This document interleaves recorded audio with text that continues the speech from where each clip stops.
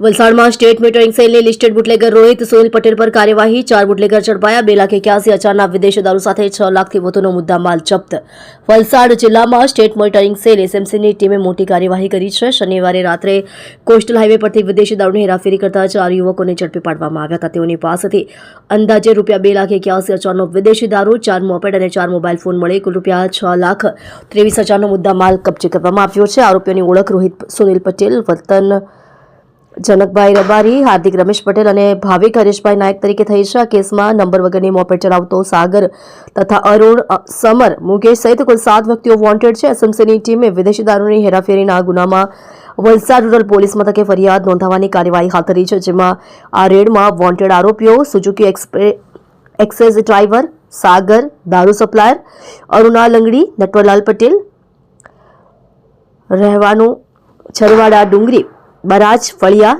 પારડી, વલસાડ, દારૂ સપ્લાયર અમર બહાદુર, સ્વામીદયાલ યાદવ, રહે ગુજરાતી સ્કૂલ પાસે, પારડી, વલસાડ, દારૂના સપ્લાયર સાપુ, રહે બિલીમોરા, જિલ્લો વલસાડ, દારૂના રિસીવર મુકેશ ઉર્ફે મુકડી, રહે ડુંગરી, બિલીમોરા, જિલ્લો વલસાડ, દારૂના રિસીવર કામિત, રહે ડુંગરી, બિલીમોરા, જિલ્લો વલસાડ, દારૂના રિસીવરને વોન્ટેડ જાહેર કરી કુલ મુદ્દામાલ 6,23,293 કબજે કરી ક્વોલિટી કેસ દાખલ કરી કાયદેસરની કાર્યવાહી કરેલ છે।